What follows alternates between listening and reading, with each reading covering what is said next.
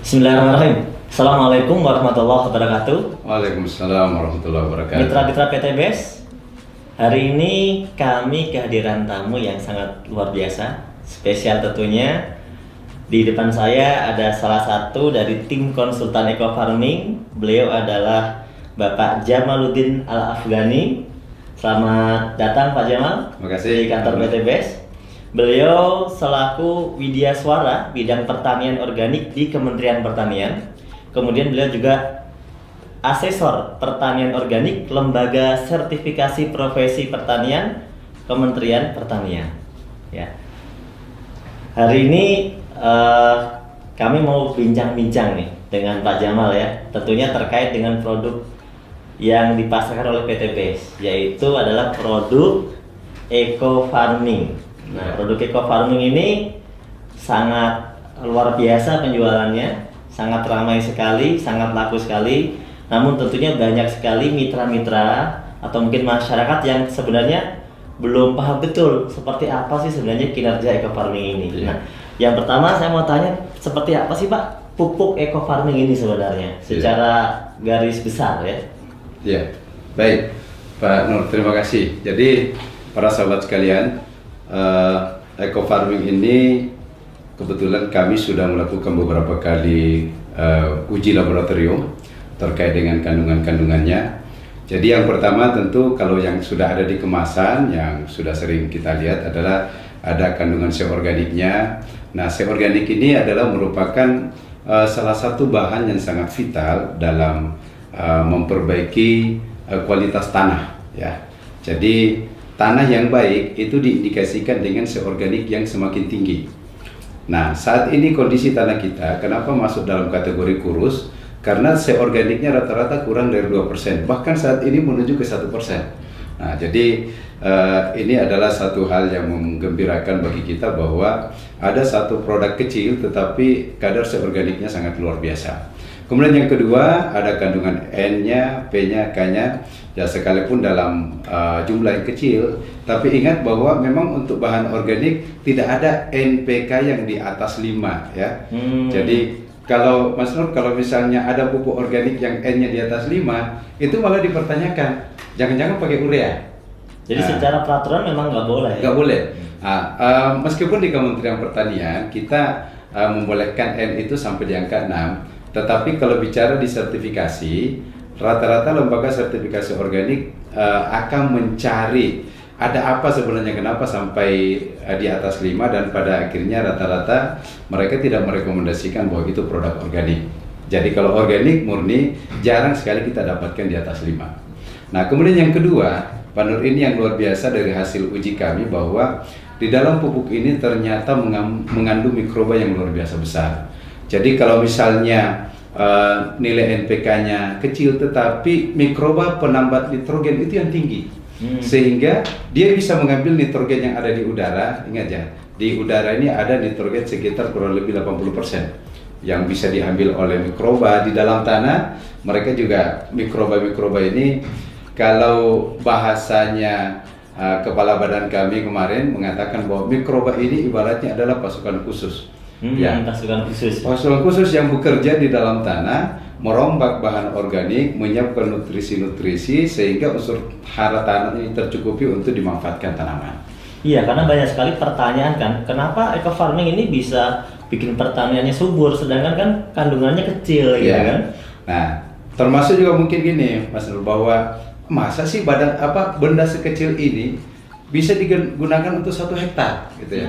Nah, saya ingin jelaskan para sahabat mitra PTBS dimanapun berada, di dalam satu tub Eco Farming ini hasil uji lab kami yang baru keluar kurang lebih 2 minggu yang lalu ya, kurang lebih 2-3 minggu yang lalu, itu mengindikasikan bahwa jumlah mikroba positif yang ada dalam 30 gram itu 150 miliar. Nah, padahal dalam kondisi belum diapa-apain ya? Belum diapa-apain. Nah, ada 150 miliar. 50 miliar. Itu minimal dari 5 kali ulangan, 5 kali ulangan di dalam pengujian di laboratorium, itu nilai terkecil adalah 150 miliar. Nilai tertinggi diperoleh 189 miliar. per 1 tub. Jadi kalau kita ambil tengahnya itu kurang lebih sebenarnya 170 miliar Rata-rata gitu. rata-ratanya ya. Tapi Itu maknanya apa? maknanya begini, dengan mikroba yang dalam jumlah yang besar itu ketika kita aplikasikan ke tanah sebenarnya tidak perlu langkah awal tidak perlu sebenarnya kita lakukan pengembangbiakan lagi, fermentasi gitu ya. Itu yang pertama. Yang kedua, ketika kita aplikasikan ke tanah di dalam satu kali aplikasi, misalnya kemarin saya membuat sebuah catatan kecil bagaimana kita breakdown di dalam dalam 1000 ml itu ada 150 miliar misalnya. Nah, artinya setiap 100 ml itu ada kurang lebih 15 miliar. Nah, jadi dalam 50 ml itu ada 7,5 ada sekitar 75 miliar ya, ada sekitar 7,5 miliar maksud saya. Ada sekitar 7,5 miliar dalam satu tangki. Dalam satu tangki. Dalam satu tangki yang dicampur dengan yang dicampur dengan 15 liter air. Nah, ini artinya apa? Mikroba yang begitu banyak ketika kita aplikasikan, ini pertama ketika dia turun ke tanah, mereka akan berkolaborasi untuk memperbaiki kualitas tanah. Dan mereka ini karena jenisnya banyak, penambah nitrogen, ada pembuka stomata. Nah ini yang unik lagi, pembuka stomata. Mas Nur, apa fungsinya pembuka stomata? Stomata itu kan ada waktu-waktu terbuka secara alami. Ya, sampai jam 10-an ya, gitu ya. Nah, tetapi dengan menggunakan ecofarming ini, ada mikroba yang kerjanya memang membuka stomata di luar jamnya. Jadi bisa bertambah lama gitu terbukanya. Ya.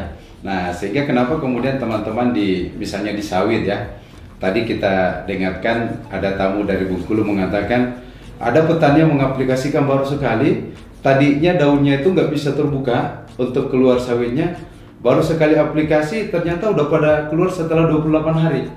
Nah, akhirnya mereka mengatakan, wah ini baru kali ini saya pakai pupuk yang bisa membuka daun secepat itu.